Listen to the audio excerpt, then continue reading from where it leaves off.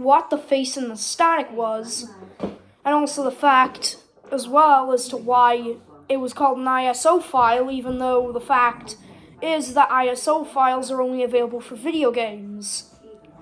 Then there's also the fact as well that I have seen a comment on somebody else's narration of the story, claiming that it should have been called Birthday Snake, the original version, despite the fact that the episode has obviously been edited by someone or some unknown entity. Because if you don't know this, you can edit files and upload them to the Pirate Bay, whether you downloaded your favorite show only to be greeted by an edited episode where the main or one of the main characters or side characters accidentally kills everybody and they have murderous guilt, so they go ahead and kill the next door neighbor. So yeah, this is a weird one. And by the way, expect for a surprise at the end. What the hell did I just watch? In all sincerity, who or what in God's forbidden name would be driven to create such a sick and twisted monstrosity? Nothing could honestly ruin something for you any worse than this did for me. 2 days ago, I went looking on eBay for seasons of Aqua Teen Hunger Force. I was specifically looking for the second one since I own most of the others. Now, I'm the type of person who likes to conserve my money, so I was trying to find the season for really cheap. However, I was unable to find one for under $20. So I gave up on searching, and I asked a friend if he knew of any good sites that sold cheap TV episodes similar to eBay. He then asked, "Why would you be searching for cheap movies when you could just torrent them on the Pirate Bay?" As he chuckled to himself. I then said to myself, why not? So we hung up and I looked up the episode on Pirate Bay. I scrolled through the choices and checked in the comments to see if the torrents were legitimate. All I saw were a handful of comments in each link saying something similar to, "Do not download this. It contains a System32 virus which took me forever to delete," and other things like that. After a while of being bored searching through the torrents, I saw one with no comments. It was called Aqua Teen Hunger Force ISO. I know that it's a bad idea to download things with unclear contents, but honestly, I was sick of looking all over for... It's just a show. Why the hell does this have to be so difficult? So I began downloading the torrent. Oddly enough, it reached 100% at a much faster time than my downloads normally take to complete. So I unzipped the folder and ripped it to my DVDs folder. I then opened up my documents to click the folder, but I couldn't find it. I felt confused. Quickly, I found that the DVD folder was strangely renamed to What? Which threw me off, because files aren't allowed to contain question marks. Not to mention, the file was somehow renamed without my command. Remaining unworried, I opened the folder, and there the file was named Aqua Teen Hunger Force ISO. I clicked it, and Windows Media Player came up. I pressed full screen and started watching. The WB logo appeared along with the piano music. However, the music sounded abnormally different. It sounded slightly distorted and off-key, as if it were being played at a slower speed. The last holding note of the music proved my thoughts right. It definitely was off-key. This aggravated me, making me think, wonderful, it's glitched. Instantly, the menu popped up, and what I saw took me by surprise and sent chills down my spine. Remember the DVD case of the third season of Aqua Teen Hunger Force? The disturbing, creepy cartoon depictions of Meatwad, Shake, and Frylock killing things with insane lunatic facial details? That was exactly what the menu was. It appeared with a sudden bip noise, the same noise you would hear from plugging something into a large speaker while it was still on. I don't know if it was the brightness of my laptop or the fact that the faces were illuminated due to video quality, but the faces were really creeping me out. It sent a chilling jolt of fear from my neck down to my feet. The menu choices were Play All, Episodes, and Setup. Wanting to get the menacing look of the characters off the screen as soon as possible, I clicked play all, I considered closing and deleting it, but I just decided to let it play. The screen went to black with a softer bip sound. It stayed like that for 10 seconds. I was about to check what the deal was when the intro came on and took me by surprise. Instead of a Dr. Weird interlude or even the beginning drum beat of the song, it just started with a piercing loud "My name is," and surprising the hell out of me. Nevertheless, I was relieved that the sound wasn't distorted this time.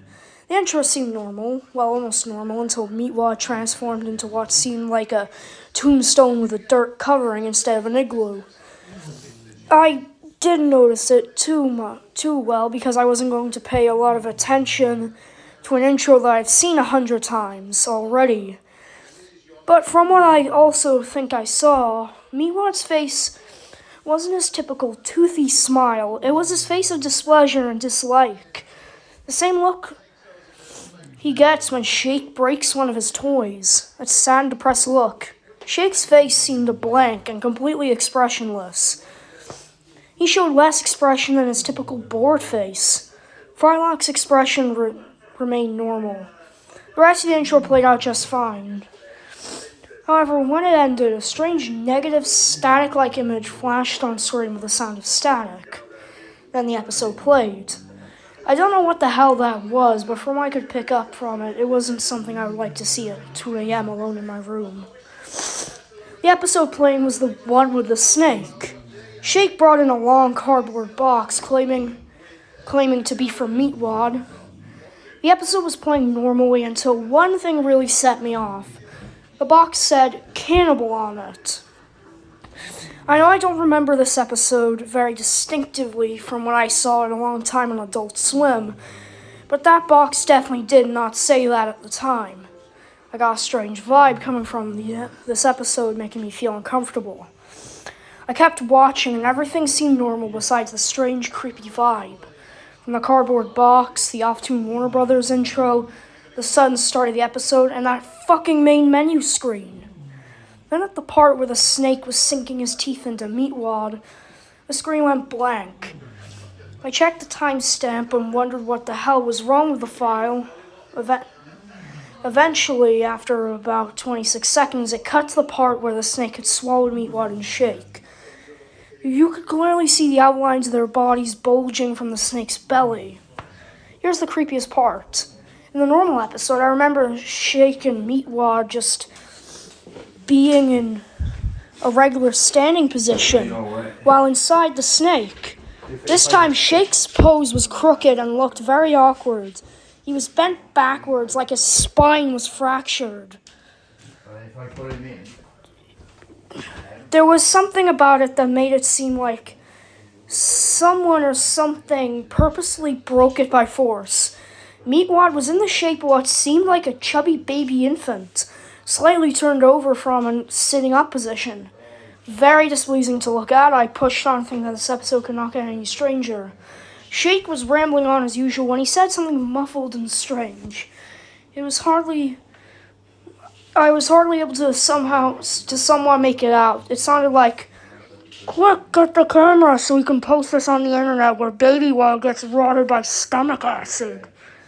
I don't think Shake would ever say something like this. Hell, I don't even think a joke like that could be allowed on Metalopocalypse, or Family Guy, or even South Park. The way it was delivered came off as very morbid and devilish, as if he wanted pain and misery more than anything. Shake always loved making Meatwad miserable and tormenting him, but he only does it to rag on him, not to make him suffer. I realized I was feeling too sympathetic for Meatwad. It's just a cartoon character, right? Who cares? It's not even real. I continued watching the episode. Frylock informed Shake and Meatwad that he was going to laser the snake to get them out. But then, in the middle of Frylock's eyes lighting up and zapping the snake, it cut to black with the bip sound again. I was really getting sick of this. I waited for about 30 seconds while checking my phone. I looked up, and as I was about to skip ahead, the laptop lit up so fast it startled me. Frylock screamed at the top of his lungs, "Oh my God, what have I done?" The sound blared out of my speakers so loudly that I felt like it was causing a violent rumbling impact upon my spine, making me jolt and spaz in panic and fear. There was Frylock's face. His face was very closely detailed, like some of the faces in SpongeBob and Flapjack. His eyes were almost open so wide that his eyes were almost popping out of their sockets. Veins in his forehead were very visible, with his blood coursing through him. His teeth were sharp and crooked despite his braces, which amplified the disgusting nature of them. And his eyes. His eyes were shocking, menacing, demonic, insane, and ridden with psychotic lunacy. All of his veins were popping out and blood red. The bottom half was bloodshot, turning from a dark red to a sun-distinct red, where his maniacal pupils were. He had red irises. They seemed to be flowing with blood. Gore was splattered all over his face. Pieces of Shake, who for some reason had human innards, which is pretty weird because it's been proven that he does have those in some episodes. And Meatwad was slowly sliding off. The remains of them were just covering the walls behind him. Blood, guts, and ruptured organ tissue stained the walls in a catastrophic bloodbath. The walls were smeared with nothing but bodily bits. It wasn't the gore that was traumatizing to look at. It was Frylock's face. He stared deep into my soul and past it. His face was unbearable to look at. I jumped back and fell off my bed in one motion. I was breathing heavily. My heart was skipping beats. Looking up, something about the laptop made it seem like it turned to face Frylock's face directly at me. During the fall, after a moment of disbelief and fear, adrenaline rushed throughout my body, and I leapt up to my laptop and shut it. The sound still kept blaring out of the speakers. The whole time I could hear Frylock's voice screaming and wailing, "What have I done? I killed them all!" In false hope of doing anything, I slammed down on my laptop, trying to get it to shut up. While shivering with a tingling, numb feeling throughout me, I turned the laptop and took out the battery. Frylock continued to wail even though my battery was out. Eventually, it halted to a sudden stop. The creepiest feeling coursed through my body, throwing my mind into a state of insanity and fright. I was breathing very heavily, hyperventilating so loudly that noises were echoing throughout my room. My eyes must have widened like a madman. It took me a good 15 minutes to collect myself and wonder what the hell was going on. After a good hour of calming down at the slightest amount, I decided to reboot my laptop and delete the file. I pressed the button and the laptop began firing up. The Windows was not shut down properly menu showed up. I resumed Windows normally immediately. The same pattern of gore stains I previously saw faintly appeared on my screen. Same layout, same exact pattern. I was scared. I assumed that the brightness of the blood showing up burnt into my screen. I was pissed but more scared than anything. When the desktop loaded, the gore was much more visible. It looked similar to Modern Warfare 2 when you get injured and you have to cover, except far more realistic. It looked as if somebody literally blew their brains out all over my screen. The worst thing about it was that the blood and guts were slowly dripping downward. It was very noticeable. I did everything I could think of to get rid of it. Adjusting the screen, resolution, display, restarted the goddamn thing 4 times. The blood wouldn't go away. My laptop is cursed with Frylock's murderous guilt. But then a window popped up. It was the Windows Media Player. I knew it wasn't going to be a pleasant sight. I must have clicked the X button 450 times, but it wouldn't go away. Looking near the bottom of the window, the title said, "Oh my God," in capital letters. It scared the hell out of me.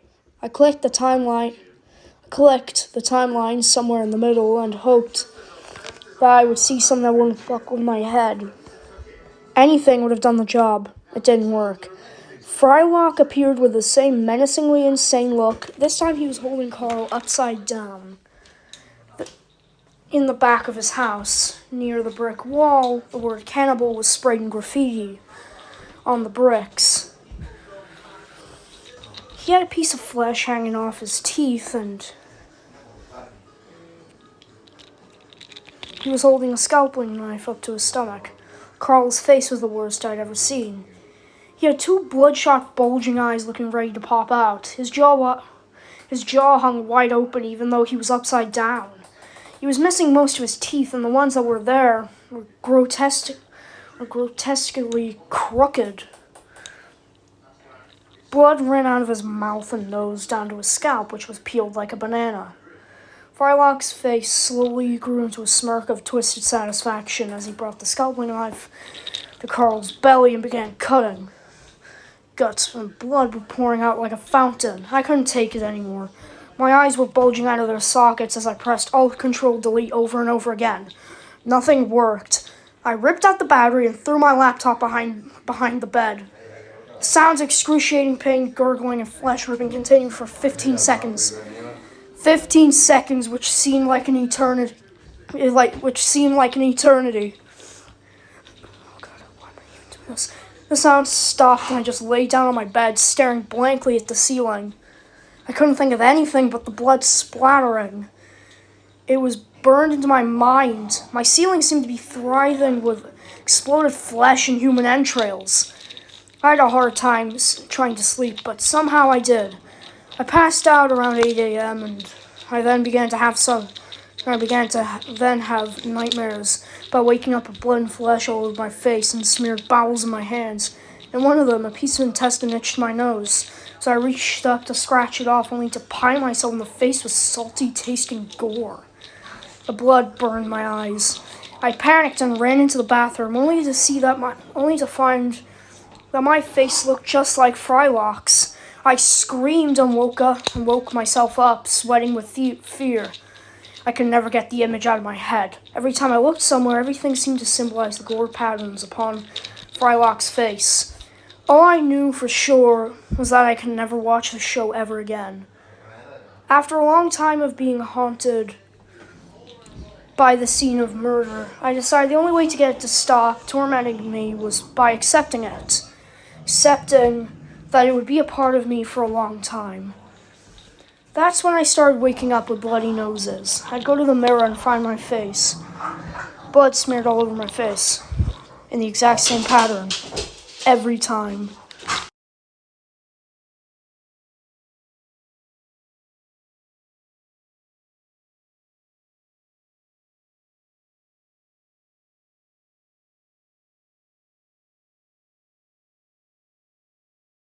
Congrats, you made it to the end, and I'm here to say this now, but Island Tales Season 2 is starting production. So, yeah, there's that. That was the surprise at the end. It wasn't a goddamn jump scare, okay? I'm not that... You know what? Put Frylock's eyes up again.